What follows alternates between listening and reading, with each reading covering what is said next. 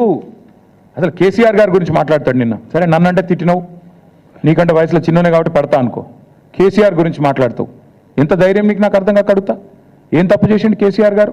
Out రైట్గా Adani ఆఫర్ను reject చేయడమే కేసీఆర్ చేసిన తప్ప. KCR rejects Adanis offer. This is KCR. Red signal ఇచ్చిండు కేసీఆర్. దేశం మొత్తం ఇంకా అదాని గురించి తెలియకముందే మేల్కొన్న ముఖ్యమంత్రి కేసీఆర్. ఇక్కడనే కాదు, కేసీఆర్ గారు ఓపెన్గా యశ్వంత్ సిన్హా గారు రాష్ట్రపతి ఎన్నికల్లో పోటీ పడ్డప్పుడు ఓపెన్గా అడిగిండు, ఎవరి కోసం 10% బొగ్గు దిగుమతి అనే పాలసీ ఎవరి కోసం? ఒక వ్యక్తికి మేలు చేయడం కోసమే కదా అని గర్జించిన ఒకే ఒక్క ముఖ్యమంత్రి కేసీఆర్. నీలాగా కొడంగల్లో సిమెంట్ ప్లాంట్ కోసమో లేదా మీ మంత్రుల ఈడీ కేసులో రాజీ కోసమో చీకట్లో కాళ్ళు పట్టుకునే రకం కాదు కేసీఆర్ గారు. బరాబర్ బాజాప్తా అడిగిండు.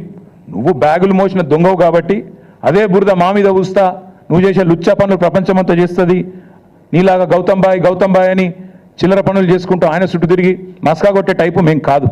మాకు ఆ కర్మ పట్టలేదు. ఒకటి మాత్రం పక్కా